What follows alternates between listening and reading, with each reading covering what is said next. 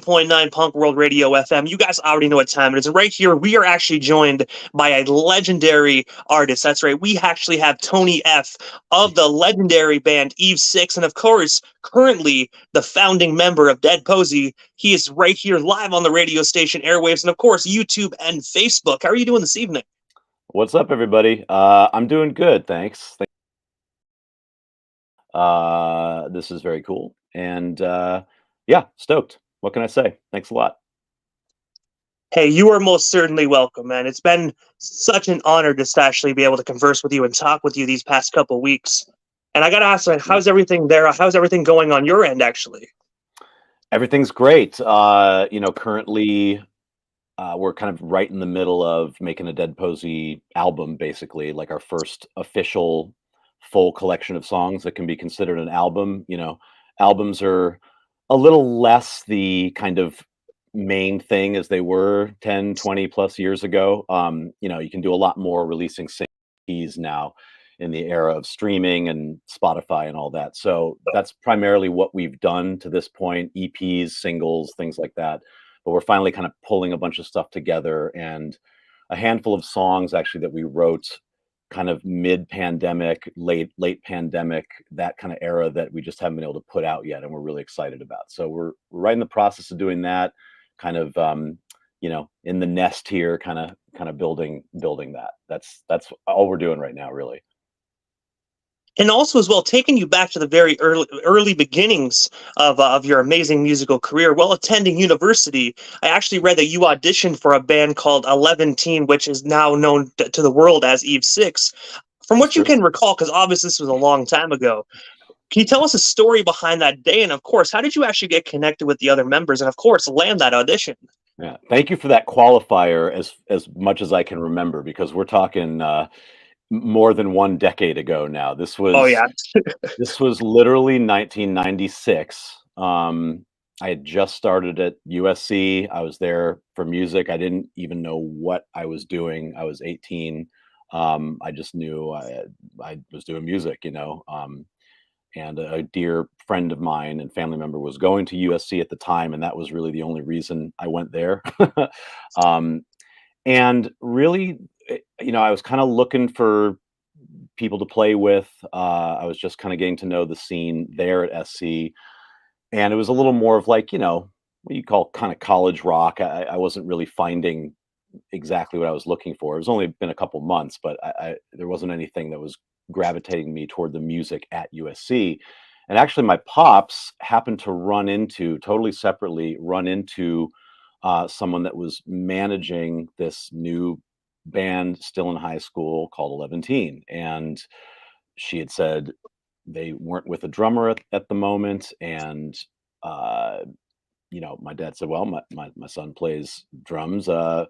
Maybe give him a call, and that's what happened. She gave me a call, and I loved what I was hearing immediately. It was an early 11 Teen EP that had come out. I don't even know if it's available anywhere, but I dug it a lot, and so I'm like, yeah, let's do this. I should get my shit together. And what's funny about the actual audition day was it was set. We had it set for a few weeks. Remember, this was the 90s, so it was a lot harder to kind of get in touch with people besides like be at a phone, like for a phone call. There was no texting, there was no email really. And we had a date set, and I happened to be, as 18-year-old idiots are prone to do, in Las Vegas, with a fake ID and just like with some friends. Like, I'd never really been to Vegas in that kind of capacity, like trying to like hang out at bars and see if we could gamble. And long story short, my friend wrecked my car that we had used to drive to Vegas, and this was the day before my audition, the first time even meeting the other guys in the band was supposed to be. And I was freaking out, and I was like, oh my God, I'm going to miss this audition. This could be a good opportunity. I have no idea. Like, what am I going to do? And I had to go to a payphone, a piece of junk payphone on the street. We were staying at like a really, really cheap, like $15 a night motel there because we couldn't afford anything. Payphone. I was able to barely get in touch, like on a spotty connection with the manager to say, I can't make the audition. I really want to do it. I'll be back in a few days. I just got to figure out how to come home. And from what I had heard back in the day, it was like a funky connection. So all she heard was like car accident. I can't make the audition. They thought I was like dead or in the hospital or something. So long story short, I was able to come back, a week later. We took the bus back, and my car actually stayed in Vegas for like 6 months in the parking, like totaled kind of in the parking lot of this hotel. Finally got to play with the guys, and it felt great just right away. I think we were all kind of in sync, even just from the first kind of jam session back in '96. And I think we kind of, really contrasted each other well. And, we just kind of took off running right from there, and never looked back. That was that day. But it went well. It definitely sounds like it was fate as well, because obviously, they heard that choppy connection, and they still waited that week. They could have been like, oh, well, we need a drummer either way, right? So the fact that they actually Mhm. waited and still gave you that audition, man, it truly was his fate. Yeah, absolutely. I mean, it could have gone a different way, but I'm glad it went the way it did. And also, as well, on April 28th of 1998, Eve Six actually released their debut self-titled studio album. I was always wondering, well, can you tell our viewers the story behind this monumental album? And of course, did you guys have any idea or recollection that this was going to be your guys' biggest record? Yeah, that's good. You got the date. I actually didn't remember. I knew it was April, but I didn't know the date. So good to know. um, that album was like a result of the last year and a half or so of just us kind of being fully in it. That whole time, obviously, the other two guys had kind of had a nice little build up going into it, and some of the beginnings of those songs were starting to take shape. And then I think they really took shape when we started playing basically every like 3 times a week. And this is another funny story. I was, of course, going to USC. The other two guys lived in La Crescenta, um, and I didn't have a car, as you remember from my prior story.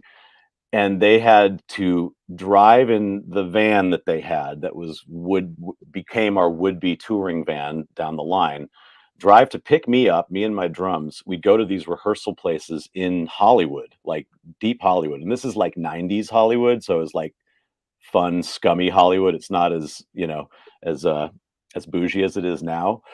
And they'd pick me up in my drums, 3 days a week. They were still going to school. I was going to school, and we'd rehearse for like 3 or 4 hours a night, 3 times a week, pretty much steady for months. And that's where that entire album, the foundation of that album, really came together. And yeah, I mean, it was a great time.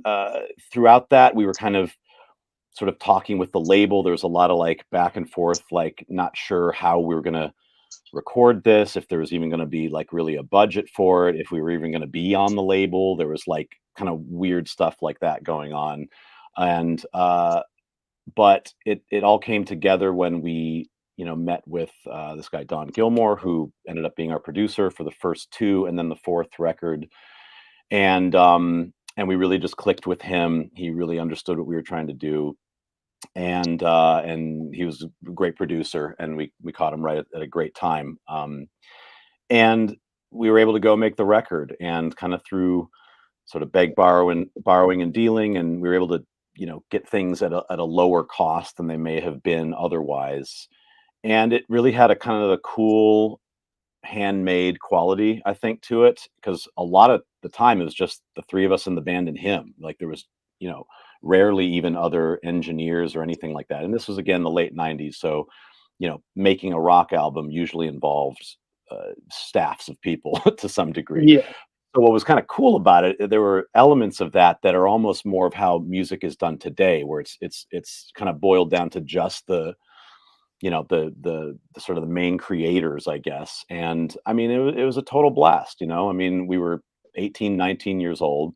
This was all kind of throughout like mid to late '97, I guess. And things just kind of worked out. Like we had a good collection of songs. We kind of were really hungry and knew what we were doing, and had a producer that really knew what he was doing. I guess we didn't know what we were doing, but we thought we did. And sometimes that's all it takes in the beginning. and it all kind of worked out, you know. And then as soon as the rough mixes started to kind of circulate a bit, you know, we started to get excited about it really, and you know, people at the label and all that kind of stuff.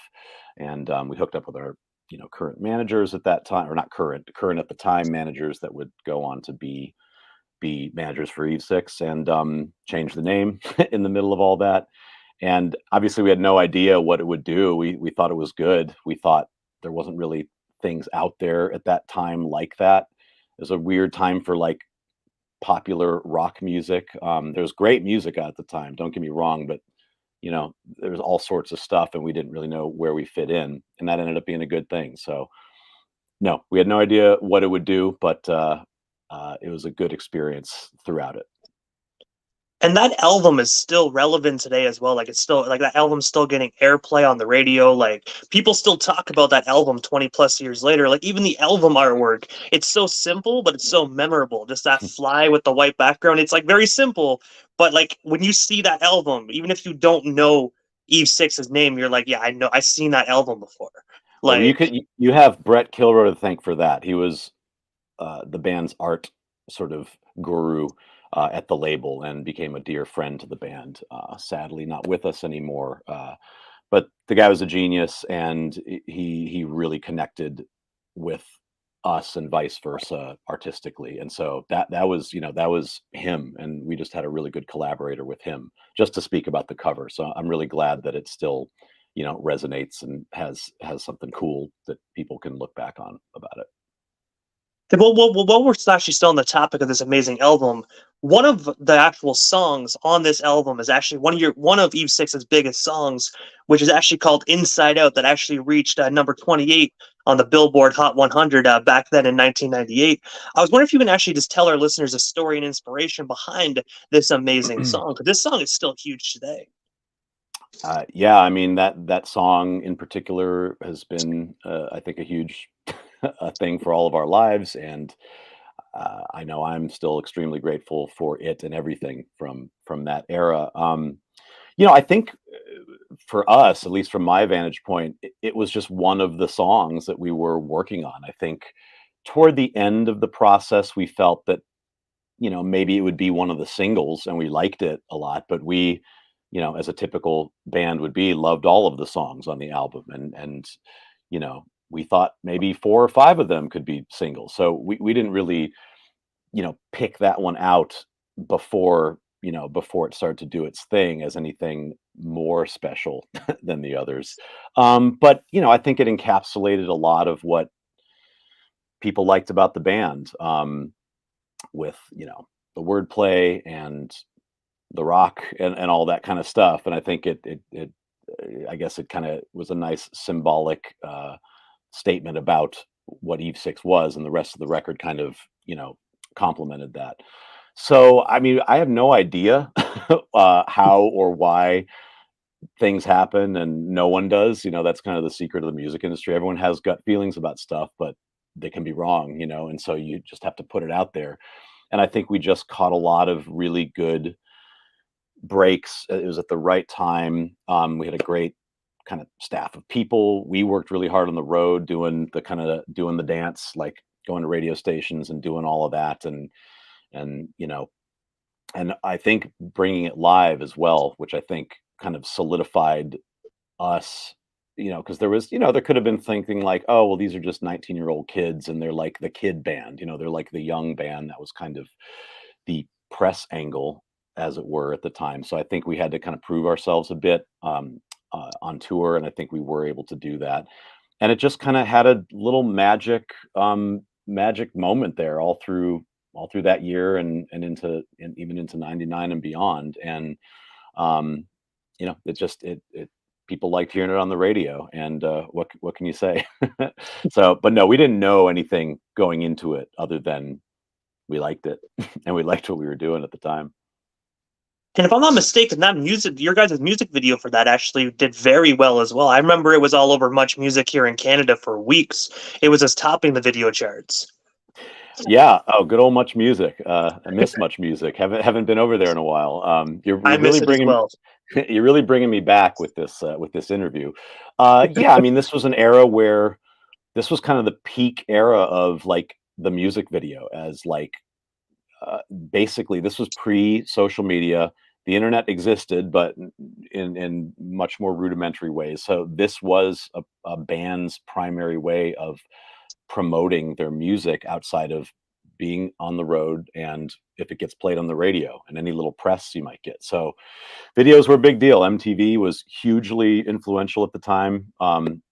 And artistically too, because like cool bands made cool videos, and we looked up to that. And you know, we I'm stoked on it. I haven't watched it in probably 20 years, but I think it fit the need that it had to do that was required of it at the time.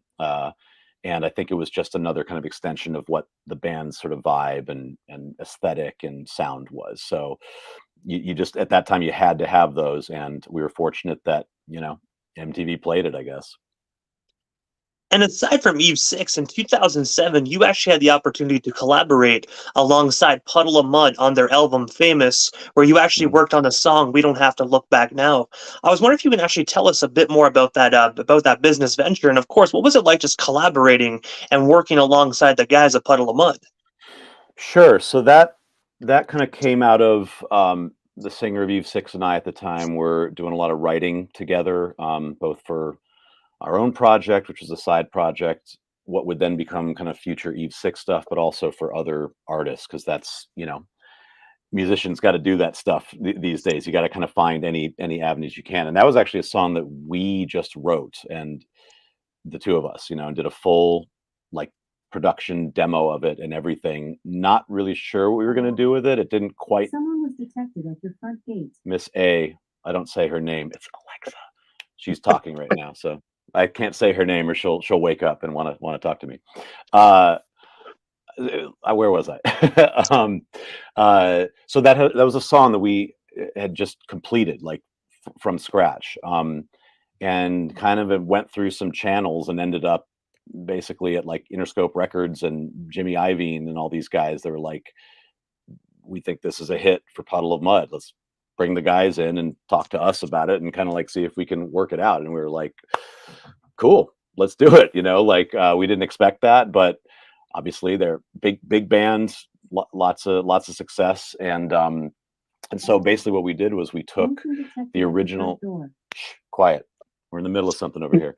I don't know if you can hear it, but she's talking to Oh, her. it's all good. I have a Google one. My Google thing does it all the time too. It talks randomly. I'm waiting to hear it on your end too. So it's okay if it happens. So yeah, we had the song, and working with the people at the label, basically, they just connected us with mostly Wes, the singer of Puddle of Mud. We didn't actually meet any of the other guys in the band at the time. Um, and this is just kind of shows how the music industry is kind of weird. Most of that record that ended up on the Puddle of Mud record is like our original demo, like the original guitars and drums and everything, but with Wes's singing on it. And that's where we worked with him. We produced Wes, got his vocal and kind of just worked with him on that. And I mean, it was great. Like he's an incredible singer, incredible vocalist, and there was just immediate power when he sang it. And it was like, oh wow, this sounds really, really cool. So that was just kind of a good, fortunate kind of series of things that happened. And then it came out and was a single and had a video and all that. And we were stoked on that. And it kind of led to some more opportunities for us, both individually and us working together for other writing things. So, it's kind of a side thing that a lot of, artists and producers and writers have that are in bands as their kind of main thing tend to do, because, you want to do different things, and you go where the inspiration is. And that's just kind of where that took that. And, we saw the guys in Puddle of Mud a few times after that on the road, and, they were stoked on it. But it's a little bit of a different song for them. They're much more of like a harder rocking thing. So it was a little bit of a slight departure, but it did what it was supposed to do, I think. I gotta say that song is one of my favorite Puddle of Mud songs. Like I like Oh Control and She Hates Me and whatnot, yeah. but when you really want to just sit back, you're kind of in your feelings. You know what I mean? You put that song on, and you know what I mean. No, It's thank you. actually I a mean, good song to vibe to. That's great. When we were on the road on the last Dead Posey tour, I heard it in Best Buy when we were out buying like batteries or something for some road thing we needed. So I'm glad that it still gets some play. I know this is totally off topic. When you said you were in Best Buy and you heard that, did it feel weird to you kind of hearing that like in a store? Because there's sayings that like people say that if you hear your favorite music in a grocery store, it means you're old or something like that. Like I don't know, but at the end of the day, you're getting paid for it, right? So Well, it it's might kind of mean cool. that, it very well could mean that, or it might mean that the people that like to listen to that song are old. Like, I don't know. Is that what they're saying? I think it's just cool. I mean, I'd heard it. I hadn't heard it in a while, because it had its little moment on the radio and stuff, and then it gets played. I actually, weirdly enough, I think it gets a lot of play as Muzak. I don't know if you know what that is. That's this like special brand. It's basically elevator music, but I think they've taken that song and I see it show up on statements as Muzak. I've never even heard that. So, but this was the normal version in Best Buy. They're playing the regular album version. So, no, I mean, it's really just a thrill. You just want your music, or at least speaking personally, you just want your music to be, enjoyed and have it mean something to people. So, I'm just glad that that the patrons of Best Buy still get to hear the majesty of that song when they're in there shopping for iPhone cases. And little did Best Buy know they actually had the composer and the songwriter right there in the store. Like, They you know what I they did mean? not know Walking that. right Well, past them. I made sure to let them know that. I went up and I said, "Listen, hold the phone here, everybody. Hear that? Yeah, yeah. Just listen to it for a while." No, I didn't do any of those things, and I should be I slapped don't I if don't I think you did. make it out of the store. You might have got bum rushed a little bit. We'll see about that. I'll try it and I'll let you know. But also, as well, aside from actually just the producing and of course Eve Six and actually music, you are actually the co-creator of a mobile tracking app by the name of Show One. I was wondering, for the fellow musicians that are kind of interested in this sort of thing, can you tell us a bit more about it? And of course, how do they actually go about downloading it and purchasing your guys' services? Sure. So Show One is an app for backing tracks live, basically, because being out there on the road. My partner and I in the business, his name's Jerry. He's like a stage manager for big bands. He worked with me and Eve Six for a long time, and we just kind of hatched this idea to like, hey, a lot of bands go out there and they play with some kind of tracks. It's not even like there's no shame in it. It's like, even the greatest bands in the world have a lot of times things in the background that they're playing along to, right? Whether it's additional stuff from the record or stuff that maybe they couldn't afford to bring, 5 additional musicians on to play it live, which is always the best thing. So this just allows people to play their backing tracks live as kind of a tool for iPhones and iPads. And we try to give people all the stuff that they most need, because there wasn't really a good solution for it. There was kind of weird solutions, or a lot of people are used to bringing full laptops and much more complicated rigs. So we tried to really simplify it, make it affordable, make it available right there on your phone. And we've been kind of slowly but surely growing it ever since. And yeah, you can get it on the App Store. It's only iOS, so it's iPhones and iPads, but we're still keeping it updated. It's a lot of money to develop like software, and so it's pretty slow going. We have to kind of keep the resources in check, but it has been growing at a nice pace since we launched in like 2015. And yeah, anyone can use it. We have a lot of users that use it all the time. We use it in Dead Posey. I used it in Eve Six when I was playing with Eve Six. So it's out there. So yeah, if you're a band or a local musician, or in like a worship group or a cover band, or even just a street performer, we have all different types of musicians that use it. So check it out. I don't know if there's going to be links on this, but just Show One app, and there's a website too with more information. What I'll do actually when we get done this interview, because this is going to be a replay on YouTube, I'll actually Great. post this in the YouTube section. I'll take the iOS link and put it in Great. the YouTube section. But for Killer, the musicians that are listening, if you only have Android, this is the time to actually slide on out and actually buy yourself an Apple iPhone. There you go. This is a paid promotion by Apple Computer. Everyone get your iPhone. No, it's not. But unfortunately, we want to be for Android, but that's a whole other can of worms. So we're not there yet. Yeah, it definitely is. When I was doing my applications for my radio station, I got on iOS completely fine, but Android working with Google Mm. Play Store, it is a pain in the butt. So Oh, really? I Okay. definitely hear what you're coming from. Yeah, we haven't even gone that far, but it's good to know. And also, as well, in 2018, you actually started your current band, Dead Posey. I was wondering if you can actually tell our listeners the backstory behind this amazing band. And of course, if you don't mind me Yeah. asking, what ultimately led for you to leave Eve Six to start Dead Posey? Right. So Dead Posey is a project with my wife Danielle and I, and it's it in a way it's kind of primarily she is also Dead Posey. Like it's both a band and it's also her. So it's kind of like one of those kind of things. But we were kind of in the thick of it together from the beginning, even well before 2018. I think we started writing songs with our original collaborator at the time in like 2015.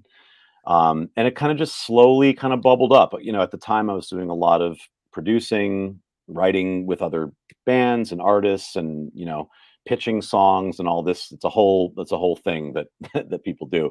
So I was in that world, and I was really always on the lookout for cool new things. And Danielle had this great idea. She had been in a prior band and kind of wanted to switch it up, and had this really good idea that became Dead Posey basically. And we both like named the band together sometime in late 2015. And we didn't really know what it was going to be at the time, other than we knew we wanted to be kind of like dark um, rock, I guess. With originally there was a little more of like a kind of a bluesy kind of influence that we've sort of moved away from a little bit. But it just kind of started with us writing songs, recording them in the studio, and starting to put them out. And we actually put a handful of them out in 2016 and 2017 before the band was really even playing live.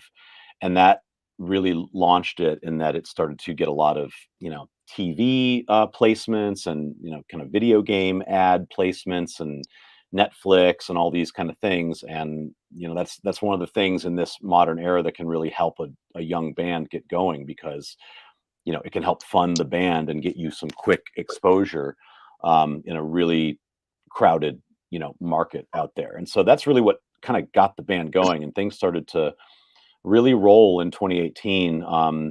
Got offered a deal by Sumerian Records, who's been just growing like crazy, and were at the time. And for me personally, I at the time, Eve Six had just kind of moved into a different phase. I wasn't really connecting with the guys personally anymore, and we weren't really making music, and I think we were just in really different places. And uh, I obviously was really grateful that we could still go on the road and do those tours and everything at the time, because there was a handful of them that were still going on. But to me, it felt like everyone's creative energies were kind of elsewhere, and concurrently Dead Posey was starting to get more busy. So I thought, you know what, it's been over 20 years, and it was just time to kind of say my goodbye. And I don't regret it, to be honest with you. It's hard being in a newer band, but like it's been a great run. And so yeah, and like I've been able to do stuff in Dead Posey that I never did in Eve Six, because obviously in Eve Six I was playing drums. In Dead Posey I kind of do all the music in the studio, but I play guitar live. And we just last year we played the Download Festival, huge rock festival in England, and that was incredible. And we didn't even know if people were going to show up at our stage, and they really did, and it was awesome. So we never got to Eve Six never got to play really a big festival like that I remember in in Europe. So there's been some really cool things like that, and we're just we're trucking along. We're making a record right now, and that'll be coming out this year, and we hope to tour a lot more. But it's hard. It's really competitive out there. There's very few slots out there, and so we're really just about kind of making the music and getting it out, and growing the fan base, because the fans that are out there are freaking rad. Thank you. And when you said a few moments ago about how like you didn't regret it, I don't blame you as well, because obviously 20 years with one band, now you actually get to do your own thing that you actually are like, a founder of. Because what Yeah. obviously with Eve Six, you weren't really the founder, you came in at the very beginning, but at least here you actually have all the say. You know what I mean? You don't have to sit back and be like and vote. You can just be like, I want to do this. We're doing this. It's always great when Well, you have your own creative decisions so that you can actually make. well, we still have to vote because it's still me and Danielle. So it's actually It's harder when true. it's two people versus three. I mean, look, with Eve Six, yeah, no, obviously I did not found the band. Those guys did the early version of it, when they were in high school together.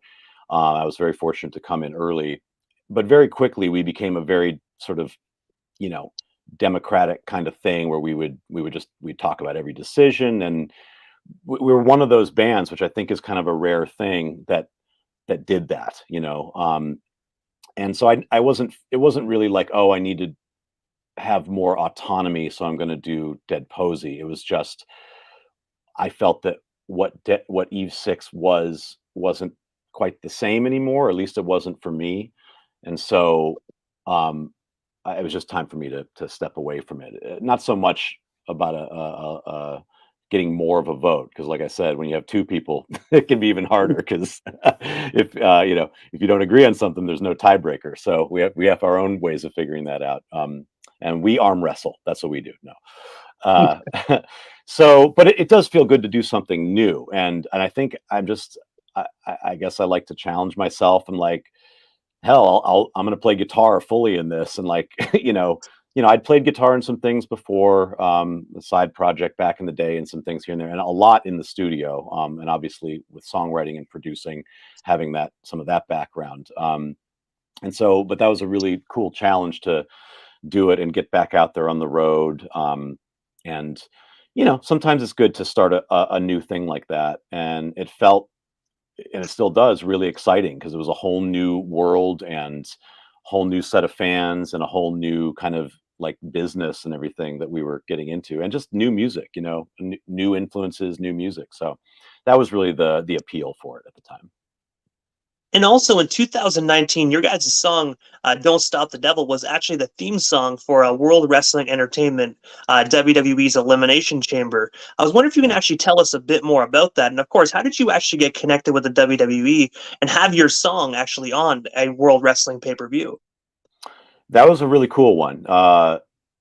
We had been getting a lot of these, they're called syncs, which are basically placements in things like film, TV, ads, all that kind of stuff. And that was a big, we caught a nice wave of that with Dead Posey for a few years there, and still get them. We actually got one last year for this Netflix show, The Most Hated Man on the Internet. They featured our song "Head of the Snake" at the end of the second episode. It's really cool. So that kind of stuff was always kind of happening with Dead Posey. The WWE thing came, I think, primarily through our label at the time, Sumerian. We've always had a great relationship with our publishing company, Position Music, are also a label. They're signing some really cool stuff, got some great music on there, and they were responsible for a lot of those placements. But this particular one, I think, came more through our connection with Sumerian at the time. And it was just a really cool one because, a lot of people saw it. I got a new kind of chunk of people kind of interested in the band at the time. And yeah, those are just those things that you put your stuff out there, and then those kind of things sort of happen. If with a little bit of luck and some good people working with you and around you to kind of put songs in the right place. I think it was just one of those things. And we were touring at the time. We had just done, I think, Aftershock and Louder Than Life, two big festivals here in the States. And so it's just a good time for that. So, but we're actively looking for more things like that, and things like that pop up all the time. So you never And the know. good thing about those WWE pay-per-views, they actually just don't play the song once; they play it on every single Right. broadcast leading up to the pay-per-view. So just it's nonstop exposure from like the whole tenure of them promoting that pay-per-view. Because I know I watch it every now and then. And they always say like this is blah blah blah, like the theme, and like you said, they'll actually have this on the screen for you to actually go download it, the whole work. So it definitely racked you guys up a lot of downloads. Totally, it totally did. And yeah, even just having the name of the band, like just a visual thing, like, oh, that's who this is, helps a lot, because not all the placements do that. Sometimes it's just the music and people have to Shazam it, and they do that, and that helps too. So yeah, no, it was a particularly, we got a nice chunk of new interest from that one specifically, and I'm sure, it's resulted in some long-term fans that hopefully we've been able to play live to over the last few years. So those are those kind of gifts that you really are grateful for. And also on September 23rd of just last year, 2022, Dead Posey actually released the amazing 4-track EP titled Blue Monday. I was wondering if you can actually just tell us a bit more about this recently released project. And of course, where can we actually buy or stream ourselves a copy of it today? Sure. So that's an EP. It's really just a collection of 4 singles, really, that we had been putting out. Again, kind of all leading toward the album that we're finally going to be, hopefully, if we get it done, putting out this year. But in this era of like Spotify and streaming, sometimes it's good to kind of package things together, and they were kind of like one sort of batch of songs that it was really just the first 4 kind of releases that we had put out since like late 2021, and they'll all likely be appearing on this album. And yeah, it's 3 original songs: a song called Russian Roulette, song called Sorry I'm Not Dead, song called Can't Take Me Down, and then our cover of Blue Monday, the New Order song that Orgy is pretty much equally as known for at this point. And we did our cover of that. We hadn't done a cover like that in a while. And we always loved the Orgy version, loved the original version too. So we took a few elements from both and kind of gave it our own spin. And that's just the most recent of the 4 singles. So we just called it the Blue Monday EP. It's not much deeper than that. But yeah, I mean, Dead Posey's everywhere. You can find it on Apple Music, Spotify, all that good stuff. You can buy it. There's no physical product. There was a limited run of one of the EPs back in 2020, but I don't think that's available anymore. That was just like for like a very limited run. So it's all digital. We will be most likely getting some kind of physical product, whether it's vinyl or maybe some kind of special edition CD or even tapes, because those are kind of cool, or they were at least a few years ago. But sometimes I think people like the physical still, just as something to have, at least for a limited run. So we'll be doing that for the album this year. But really, you can find us anywhere you get your music, and we have a bunch of videos on YouTube. Like I said, our music's featured in a bunch of stuff. So just Google it. Google's your friend, and you can find us on your streaming service of choice. And please listen. We love hearing from you. And also, what is next for yourself, Tony? And of course, Dead Posey. Like, is there anything we missed during this evening's interview? I do know we just briefly spoke about your guys' up-and-coming album that's currently in the works. But is there anything else you want to talk about? Anything else you still want to promote? What we still got you here live on 99.9 FM this evening? Right now, it's all Dead Posey, and of course, Show One, the app, but that's more for specific uses for musicians. Yeah, look, Dead Posey's the main gig right now. I'm doing a little bit of sort of side work here and there, but nothing really promotable at the moment. It's just about this album, and then we hope to tour. We hope to do more shows one of these days. It's hard to know when exactly that comes, but we're looking forward to it when it does. But really, it's just about releasing the recorded music right now. So that's the main thing. Actually, I will say. We haven't officially announced it yet, but we're going to be releasing a little bit of a bonus single. I won't say what it is, but it's like a little bonus single at the end of this month. So keep an eye on our social medias. We'll be announcing it probably in the next couple days. That won't be on the album. It's kind of a rework of an older song, and a new kind of remix of it. So there's a little bit of a tease for you, but really it's just about the album, and we're really excited about it. Like, it's starting to finally kind of come together, and we kind of do everything ourselves right here in our own studio here. So it takes a bit of a while, and we're kind of perfectionists, but we're learning to let go a little bit too. So there you go. Like the old saying goes, Tony, good things come to those who wait. And I think us fans can definitely wait so we can hear a perfect album. Because if it's up to your guys' standards, then we already know it's going to be up to the fan standards. Thank you so much. Thank you. I'm excited about it. I think people dig it. And before we part ways this evening, Tony, obviously I know how to find you on social media, but for the individuals that aren't really social media savvy or they just aren't following you or Dead Posey on social media, Mhm. how do they go about following yourself and your band all across the board on all social media platforms? Well, as for Dead Posey, it's Instagram at Dead Posey, Facebook at Dead Posey. I think TikTok at Dead Posey, and the only one that's not that is Twitter, which we are kind of barely on anymore, is Dead_Posey. So make sure you got that one. And then of course we have a website. We're on YouTube. You just search for it. And then for me, I'm Tony F. Yeah. I'm Tony F. Yeah on Instagram and all that stuff. I haven't really started the TikTok yet, but I may, just because that's the world we live on. That's the world we live in, and so we'll see about that. But really, you can find me mostly on Instagram. Feel free to ask any questions about stuff. Show One app. Well, we've got the Show One app, which is on Instagram as well, and Facebook, and there's a website there with all sorts of FAQs and tutorials for people trying to figure out how to use it. And we respond to all of our support requests there as well. So anyone that has a problem, just come to us, and we're all very easy to find. And I got to say, first and foremost, Tony, thank you so much for just giving us a bit of your time here this evening and just talking about your amazing career from Dead Posey to Eve 6 to a little bit of everything you've done within your career. I do know I only touched base on like 1% this evening because your career is just so lengthy and amazing. But I've been a huge fan for a long time, man. So just being able to interview you for close to 42 minutes on my radio station is absolutely such an honor. So thank you so much for your time, Tony. And I'm definitely looking forward to this brand new Dead Posey album when it does drop to the general public. I'm super stoked. Oh, rad, man. Thank you so much. It was my absolute pleasure. And that was a lot of fun. So thank you so much. Happy to do it anytime. You're most certainly welcome, Tony. I'm pretty sure we definitely shall talk again soon. But for Let's now, do it. definitely have yourself a phenomenal night and, of course, a kick-ass rest of the weekend. Okay, you too. Take care.